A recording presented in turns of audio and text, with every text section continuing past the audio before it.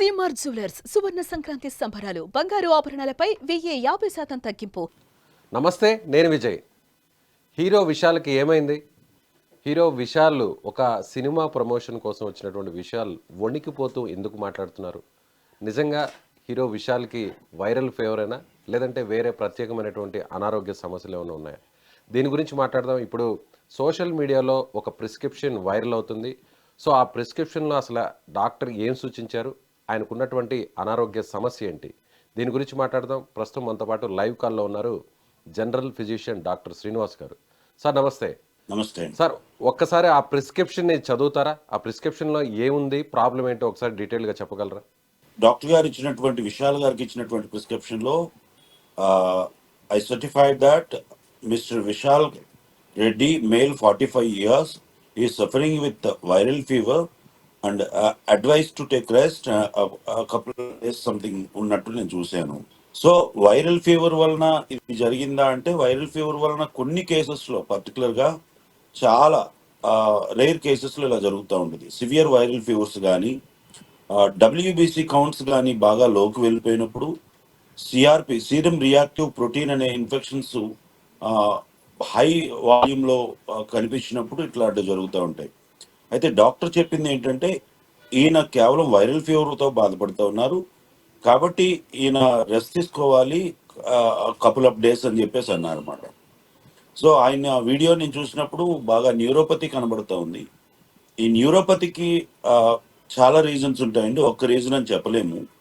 జనరల్గా viral fever, చాలా severe viral fever వచ్చి 103, 104, 105 అట్లా వెళ్ళేటప్పుడు దీనివల్ల విపరీతమైనటువంటి న్యూరలాజికల్ సిండ్రోమ్ రావడం వల్ల కూడా ఇట్లా జరుగుతూ ఉంటుంది అనమాట.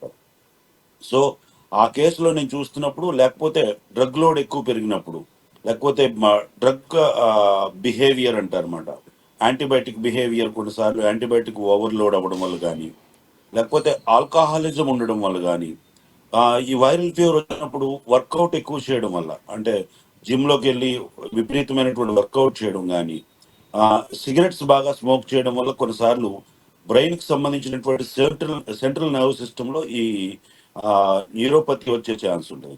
న్యూరోపతి అంటే ఏమిటంటే, జనరల్గా సెంట్రల్ నర్వ్ సిస్టమ్ మన శరీర భాగాలన్నిటికీ కేంద్ర నాడీ మండల వ్యవస్థ నుంచి సిగ్నల్స్ ఇస్తూ ఉంటుంది.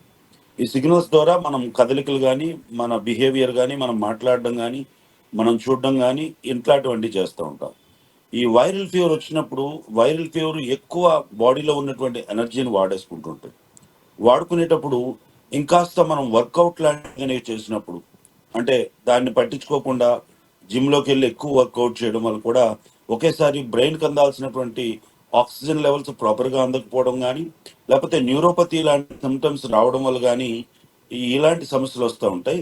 బహుశా నేను అనుకుంటున్నాను ఏంటంటే, హీరో విశాల్ గారికి ఏం జరిగి ఉంటుందంటే, వైరల్ ఫీవర్ వచ్చి ఉండొచ్చు. దాంతోపాటు వారు సినిమా యాక్టర్స్ కూడా చాలా సున్నితంగా ఉంటారన్నమాట, చాలా సెన్సిటివ్గా ఉంటారు.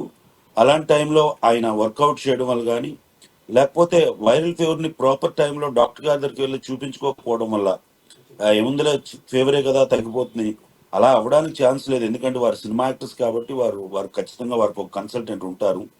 అప్పటికే డాక్టర్ గారు ఎవరో జనరల్ ఫిజిషియన్ చూస్తున్నారు. ఈ సందర్భంగా తెలియజేసేది కానీ అక్కడ విజువల్స్ లో చూస్తే సార్ చాలా స్పష్టంగా కనిపిస్తుంది, ఆయన షివర్ అవుతున్నారు, సక్రమంగా మాట్లాడలేకపోతున్నారు, అలాగే మైక్ను కూడా సరిగా పట్టుకోలేకపోతున్నారు. అలాగే వాళ్ళకి అసిస్టెంట్స్ గా వేరే వ్యక్తులు కూడా వచ్చి ఆయన నిలబడలేకపోతుంటే చైర్ కూడా తీసుకొచ్చి కూర్చోబెట్టేటువంటి పరిస్థితి కూడా మనకు ఆ విజువల్లో చాలా స్పష్టంగా కనిపిస్తుంది. అంతకుముందు ఆయన చాలా యాక్టివ్గా ఉండేవారు, చాలా స్పష్టంగా మాట్లాడేవారు. సో నడిగర్ సంఘంలో కూడా చాలా కీలకంగా వ్యవహరించేవారు. హీరోగా కూడా ఆయన యాక్షన్ సినిమాలను ఎక్కువ తీసేవారు, స్టంట్స్ కూడా ఎక్కువగా చేసేవారు. సో ఆ ఇంపాక్ట్ ఏమైనా కనిపించిందంటారా? అంటే ఇది కేవలం వైరల్ ఫీవర్ అయినా, లేదంటే వేరే అనారోగ్య సమస్య ఏదైనా ఉండొచ్చా? సార్, 99% వైరల్ ఫీవర్ వల్ల ఇంత న్యూరలాజికల్ ఇష్యూస్ రావండి. 99% చెప్పలేము, ఎందుకంటే ఇంత విపరీతమైనటువంటి న్యూరో ప్రాబ్లం రాదు. వైరల్ ఫీవర్ అనేది కామన్ ఫీవర్సే కదా. కానీ ఈయన ఏంటంటే, ఈయన వర్కౌట్ చేసే పద్ధతిలో కానీ, లేకపోతే ఈయన తీసుకుంటున్న ఇదివరకు ఏదైనా, ఒకవేళ ఈయన కొన్ని క్లారిటీస్ రావాల్సి ఉన్నాయి. ఈయనకి ఏమైనా డయాబెటీస్ ఉందా? ఈయన ఏజ్ అయితే 45 years, చాలా ఫిట్ గా కనబడే వ్యక్తి, ఒకనొకప్పుడు 6 pack కూడా కనబడినటువంటి వ్యక్తి ఇలా అవ్వడం అనేది చాలా దారుణమైనటువంటి విషయం. ఇందులో ముఖ్యంగా కారణాలు 3 ఉంటాయి సార్. ఒకటి, ఈయన లాంగ్ హిస్టరీ ఆఫ్ ఏమైనా డయాబెటీస్ కి మందులు వాడుతున్నారా? డయాబెటీస్ కి మందులు వాడుతున్నప్పుడు కూడా ఇట్లాంటివి జరుగుతూ ఉంటాయి. లేకపోతే ఈయన ఎవరైనా ఒకవేళ ఏదైనా దాడి జరిగిందా, ఈయన వెనక నుంచి ఎవరైనా అంటే మెడ భాగంలో అంటే ఎవరైనా గతంలో కొట్టుంటారా? కూడా సార్, గతంలో కూడా ఒక సినిమా షూటింగ్ లో కూడా ఆయన గాయపడినట్టుగా తెలుస్తుంది. సో ఆ గాయం ఏమన్నా ఇక్కడ ఏమన్నా రిఫ్లెక్ట్ అయి ఉండొచ్చా? డెఫినెట్ గా 100% రిఫ్లెక్ట్ అయి ఉండొచ్చు సార్. ఎందుకంటే పడిపోయేటప్పుడు వెనుక భాగాన్ని ఎప్పుడైనా పడ్డామనుకోండి, లేకపోతే నేరుగా పైనుంచి కిందకు పడిపోయినప్పుడు ఈ సీట్ మీద బాగా కంప్రెస్ అయిపోవడం వల్ల ఆ టేల్ బోన్ అంటారు అనమాట, వెన్నుపూసకి చివరి భాగాన ఒకవేళ దెబ్బ తగిలితే కూడా అది వెంటనే దాని ఇంపాక్ట్ జరిగి ఉండకపోవచ్చు, కానీ నెమ్మది నెమ్మదిగా L4 L5 అనే స్పైన్ పూసలు ఉంటాయి, అవి అవును. కంప్రెస్ అవడం వల్ల కూడా మెదడు నరాలు దెబ్బతినే ప్రమాదం ఉంది. ఇలాంటి అన్ఎక్స్పెక్టెడ్ థింగ్స్ జరిగే ఛాన్సెస్ ఉన్నాయి. ఒకవేళ L4 L5 కానీ C1 C2 C3 లాంటివి ఏవైనా ఒకవేళ వెన్నుపూసలకు సంబంధించి దాడి జరిగినప్పుడు కానీ ఇబ్బంది జరిగినప్పుడు కానీ ఇలా జరుగుతూ ఉంటాయి. సో అలాగే కొన్ని వార్తలు కూడా ఇవేమాత్రం వింటున్నాం సార్, కంటికి మెదడుకు వెళ్ళేటువంటి నరాల సమస్య కూడా వచ్చింది, దానివల్లే ఆయన ఈ విధంగా అనారోగ్యానికి గురయ్యారు, అందుకోసమే ఆయన కూర్చోలేకపోతున్నారు, సక్రమంగా మాట్లాడలేకపోతున్నారు అని కూడా చెప్తున్నారు. అందులో వాస్తవం ఉందా? ఇప్పుడు వచ్చేటువంటి వాస్తవం వార్తల క్లారిటీ లేకపోలేదు. ఉందనుకోవచ్చా? వాస్తవం లేకపోలేదు. కారణం ఏంటంటే సార్, ఒక్కసారి వెన్నుపూసకు సంబంధించి సెంట్రల్ నాడీ వ్యవస్థకు ఒకవేళ సెంట్రల్ నర్వ్ సిస్టమ్కి ఏదైనా డ్యామేజ్ అయితే అది ఎక్కడి నుంచి అయినా దారి తీయొచ్చు సార్. ఖచ్చితంగా మీరు చెప్పినటువంటి పాయింట్, వైరల్ అవుతున్నటువంటి పాయింట్ మనం కాదని రెఫ్యూజ్ చేయడానికి లేదు సార్. ఖచ్చితంగా జరిగి ఉండొచ్చు. ఎందుకంటే ఒక్కసారి C1 C2 C3కి లాంటి డ్యామేజెస్ ఏమైనా జరిగినా, ఒకవేళ టేల్ బోన్ ఇంజురీస్ జరిగినా, పై నుంచి ఎత్తులోంచి కిందకు పడిపోయినప్పుడు కూడా మెడ మీద లేకపోతే ఆ భాగాల్లో దెబ్బ తగిలిన, అన్ఎక్స్పెక్టెడ్ గా కింద పడిపోయినప్పుడు వెనక భాగానికి పడిపోయి ఒకవేళ బ్రెయిన్ లాంటి దానికి ఏమైనా డ్యామేజ్ జరిగినప్పుడు దీనివల్ల హెమటోమా సిండ్రోమ్స్ అని వస్తాయి అన్నమాట.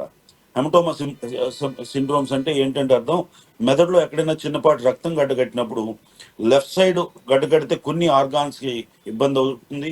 రైట్ సైడ్ ఒకవేళ దెబ్బ తగిలి చిన్నపాటి బ్లీడింగ్ ఉంటే ఖచ్చితంగా కన్ను, ముక్కు, చెవి ఇలాంటి భాగాలకు ఖచ్చితంగా రక్త సరఫరా ఆగిపోయే ఛాన్స్ ఉన్నాయి. సార్ ఓకే, అంటే ఇప్పుడు మీరు చెప్పినట్టుగా న్యూరోపతి ప్రాబ్లమే వస్తే జనరల్గా ఇది క్యూర్ అవుతుందా? ఎస్, అదే చెప్పబోతున్నాను. ప్రేక్షకులు అందరూ బాగా గమనించాల్సిన విషయం ఏంటంటే, ఉదాహరణకు పారలైజ్ అయిపోతారు కొంతమంది, హై బీపీ వల్ల పెరాలసిస్ వస్తుంది. పెరాలసిస్ రావడం అనేది 3-4 minutes లో వస్తుందండి. తగ్గడానికి 3-4 years పట్టవచ్చు, కొన్నిసార్లు తగ్గకపోవచ్చు. అంటే మెదడులో కానీ వెన్నుపూసలో కానీ జరిగినటువంటి ప్రమాద తీవ్రతను బట్టి ఇది చెప్పొచ్చండి. క్లియర్గా తగ్గిపోతుంది అనే విషయాన్ని క్లియర్గా చెప్పలేము. ఎంత కాస్ట్లీ ట్రీట్మెంట్కి వెళ్ళినా ఈయన బాడీలో ఉన్నటువంటి నరాలు సపోర్ట్ చేయాలి, ఈయన బ్రెయిన్ ఖచ్చితంగా సపోర్ట్ చేయాల్సి వస్తుంది. సో కాబట్టి ఈ బ్రెయిన్ లో ఎక్కడ దెబ్బ తగిలింది, లేకపోతే వెన్నుపూసకు సంబంధించి మెడలో ఉన్నటువంటి వెన్నుపూస దెబ్బ తగిలిందా, సో మిడిల్ లో ఉన్నటువంటి వెన్నుపూస దెబ్బ తగిలిందా, టేల్ బోన్ లాంటిది వెన్నుపూస దగ్గర దెబ్బ తగిలిందా అనే దాన్ని బట్టి ఉంటుంది. ట్రీట్మెంట్ చేస్తూ ఉండగా, ఫిజియోథెరపీ చేస్తూ ఉండగా, అలాగే కొంత ట్రీట్మెంట్ అడ్వాన్స్ ట్రీట్మెంట్కి వెళ్తే తగ్గడానికి ఛాన్స్ పడుతుంది. ఈజీగా 1 year to 4 years రికవరీకి పడుతోచ్చండి. సో 4 years డేస్ లో పట్టే అయితే ఛాన్స్ పట్టదు. ఉందంటారా? Yes, yes, 1 year to 4 years అంటే 1000 days వరకు, మినిమం 1000 days పట్టే ఛాన్సెస్ ఉంటాయి. ఎందుకంటే ఈ తీవ్రతను బట్టి, జబ్బు తీవ్రత ఎంత ఉంది, ఎక్కడ దాడి వల్ల ఇదిలా జరిగింది, లేకపోతే మెదడులో రక్తం గడ్డ కట్టిందా, సో కాలర్ బోన్ లో ఉన్నటువంటి అక్కడ ఏమైనా ఏదైతే స్పైన్ ఉంది, స్పైన్ లో ఏమైనా రిపేర్ జరిగిందా, లేకపోతే C1 C2 C3 గురించి మాట్లాడుకుంటున్నాం, దాంట్లో రిపేర్ జరిగిందా, L1 L4 L5 లో ఎక్కడైనా రిపేర్ జరిగిందా అనే విషయాలను బట్టి ఇది ఉంటుంది. ఒకవేళ ప్రమాదవశాత్తు మెదడులో కానీ ఒకవేళ రక్తం గడ్డగట్టుంటే మాత్రం తగ్గడానికి చాలా టైం పడుతుంది. దీన్ని గోల్డెన్ అవర్ అంటారు. గోల్డెన్ అవర్ లో ఒకవేళ ఇలాంటి స్ట్రోక్ వచ్చినప్పుడు ఒక ఇంజెక్షన్ ఇవ్వాల్సి వస్తుంది. ఆ టైంలో వీరు స్పందించి ఆ ఇంజెక్షన్ ఇచ్చారా లేదనేది ఉంటుంది. ఆ ఇంజెక్షన్ ఇచ్చి ఉంటే మాత్రం ఒక 1 year నుంచి 2 years మధ్యలో రికవరీ రావచ్చు. 100% రికవరీ వస్తుందని గ్యారంటీ చెప్పలేము. రాను రాను ఇంతకంటే దారుణమైనటువంటి పరిస్థితుల్లో కూడా వెళ్ళే ఛాన్స్ ఉంది. రికవర్ అవుతుందని మాత్రం 100% మెడికల్ సైన్సెస్ చెప్పలేవు సార్. అంటే ఇప్పుడు ఆయన మునుపటిలాగా పూర్తిగా యాక్షన్ సినిమాలు కానీ స్టంట్స్ కానీ చేసే పరిస్థితి ఇక ఉండకపోవచ్చా?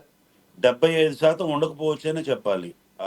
వైద్య శాస్త్రంలో ఒకసారి న్యూరోపతి లాంటి ఇష్యూస్ వస్తే, తీవ్రమైనటువంటి న్యూరోపతి ఇష్యూస్ కానీ, న్యూరలాజికల్ సిండ్రోమ్ కానీ, లేకపోతే వెన్నుపూసకు సంబంధించినటువంటి ఎటువంటి డ్యామేజెస్ కానీ, డిస్క్ బల్జర్ లాంటివి వచ్చాయనుకోండి, సో తీవ్రమైన ఎత్తులోంచి దూకడం కానీ, యాక్షన్ మూవీస్ చేయడం కానీ, బరువులు ఎత్తడం లాంటివి కానీ, ఒంగోని పని చేయడం లాంటివి కానీ చేయలేకపోవచ్చు.